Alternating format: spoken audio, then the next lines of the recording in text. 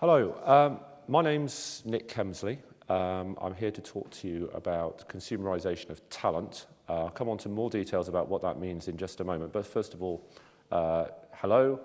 Just a little bit about myself. I spent quite a lot of time in corporate life, about half of my career in HR, half of my career outside of HR roles. Within HR, I've worked for a number of different organisations. Within that, I've done a lot of different HR roles as well. Generally speaking, I tend to have specialised in the talent area, OD, performance and leadership spheres. I also have a role at Henley Business School now, where I am co-director of the Centre for HR Excellence. That's an organisation which delivers research, programmes, upskilling, consulting, and really is trying to work with HR organisations around the world to prepare them really for adding value in the modern world. I'm also a recently appointed non-exec director for Headlight as well.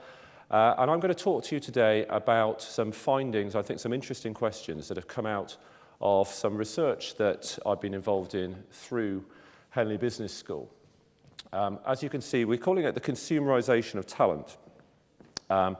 What I mean by that really is I'm going to outline some shifts that we're seeing very much in the talent market. And I'm going to talk about what I think that means for organisations, what I think that means for HR, and what I think that means in terms of how we need to be approaching how we work and deal with talent every day. It's recent research. We've done it within the last 6 months or so. We've talked to a large number of organisations in different countries around the world, really. What we were really asking them was, in the past few years, when the world has been going through such economic turmoil, how have you seen talent management changing? What trends have you seen? What's working, what isn't working? And I think most importantly, are the talent models that we used to have still valid in the modern world? What we'll see is that there are some interesting trends. What I want to draw your attention to is if you look at all the trends themselves, they all point in a particular direction. If you like, there's a macro level trend here that I want to draw to your attention.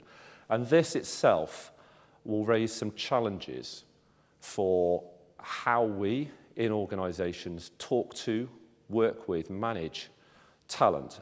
And above that, I think it's going to challenge some of the fundamental underlying assumptions that we have in some of our talent models. And it's going to raise, I think, the importance of treating talent in a different way. And that's what I'd like to talk to you about today. I'm going to start by just talking about some of the trends, many of which you will recognise anyway, in a little bit more detail, and then talk about how they might come together to create a broader, more macro level effect. And the first of these I've just called employee-centric markets. If you're like me and you've been around the talent game for a few years, you'll probably remember back to situations where we used to have a 4 or 5 year spell in what we called an employee-centric market, and then maybe a 4 or 5 year spell in what we called an employer-centric market. Really, that was just a way of describing the balance of power. In the employer-centric market, we felt we had more power. You know, you were lucky to have a job, and so actually we had more negotiating power. In an employee-centric market, the opposite applied, where really we're recognizing that you have skills that are in short supply, and you're able to negotiate yourself a more powerful deal in that sort of a market. Now, what I would say, and what came out very strongly in the research, was that cyclical switching from one to the other seems to have been replaced by what is pretty much now an employee-centric market going into the future. So in other words, the balance of power, if I can use such a phrase, is seen to sit into the long term much more with those people who have the skills which we require, that are either in short supply or a particular strategic need. And so that's one thing to just put out there. We've also got the rise in what we call portfolio career. Now, many of you will go to conferences and talk about this. I've certainly been to many. So we know it's happening, and actually it's been happening for a while. What do I mean by a portfolio career for those who perhaps are new to the phrase? It's really just recognizing that the modern career model is seen as much more an assembly of different pieces of a career life jigsaw in a way. So people are expecting to work for a greater number of organizations.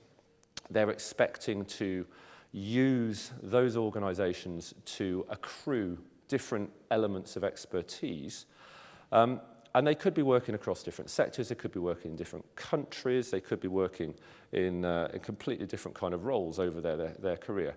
And so this is something that I think we have to recognize. It's not just limited to the younger elements of our workforce, it's also something which we see right through the age demographics, but it's certainly going to become more and more the norm for people coming into our organizations.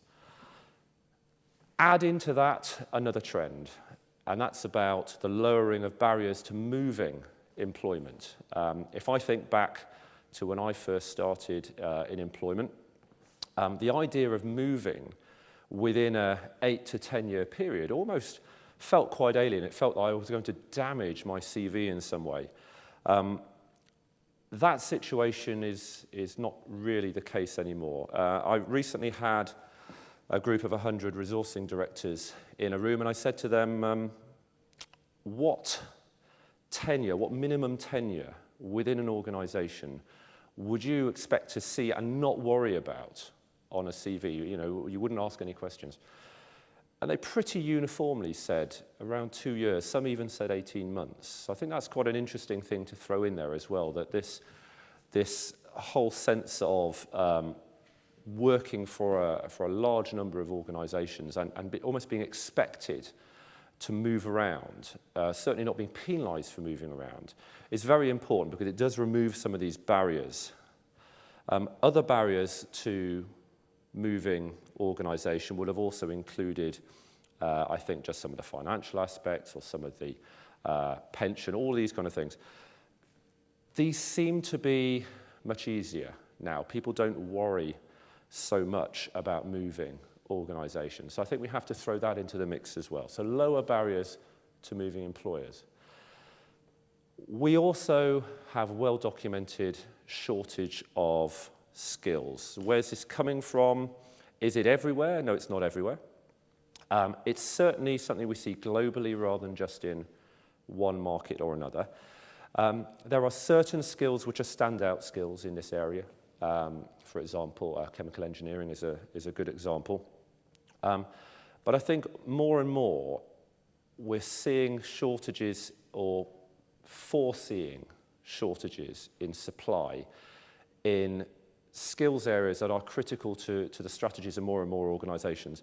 I'd often use the example of digital here, because probably 9 out of 10 or perhaps even 95 out of 100 strategies that I see from different organizations, and I see a lot in a year, will in some way, shape or form be predicated on an element of digital or an element of e-commerce, omnichannel.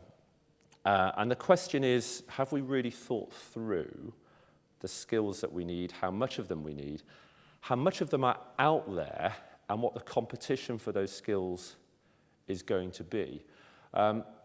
I was reminded by something that Josh Bursin published recently, which was the war for talent is over and talent has won, which I think is a nice way, really, of saying that those people with skills that appear on our strategy statements are, for all these reasons, going to be in a more and more powerful situation as we go forwards.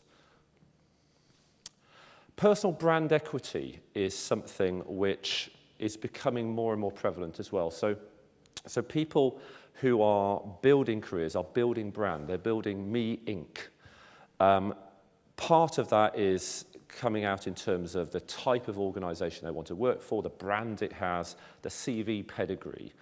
But also they are accruing elements of experience to enable them to move up that brand ladder, to increase their market cap in terms of wage, to increase their reputation, to increase their personal brand, with a view of being able to continually optimize and cash in on that to give themselves a much richer career. And what are we doing?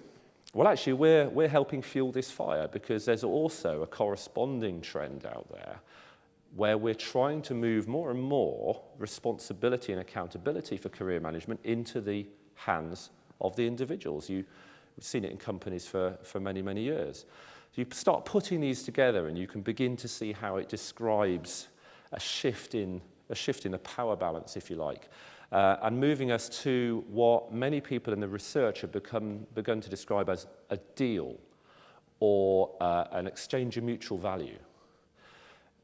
However you describe it, it's much more of a discretionary relationship between an employee with relevant skills and an employer, giving them the environment where they can make the most of that. And as such, perhaps some of the traditional rules no longer apply. Add into this yet another trend. You can see how we're beginning to see a lot of these trends pointing in a similar direction now when you look at them all together, which is actually attitudes to work and the relationship with an employer are shifting as well. Work-life balance is becoming much, much more important for people. People are looking to really see work and life together. People don't want to feel subservient to an employer or a career. And so I think what we've got here really is something which is really just waiting for a catalyst in a way. And the catalyst has come along in the past few years really in the form of this digital enablement. So what do I mean by that? I mean, the social media sites. I mean the sort of the web-based careers networking sites that you'll all know. And really we're beginning to see an intermediation in the talent space where these vehicles have allowed people to network very easily, to spread good and bad news about employers or potential employers at the speed of light around the world, and also to really just feel and to re-emphasize the fact that it feels like there are no boundaries out there anymore in terms of careers. So it's really opened people's eyes. It's also created a level of expectation.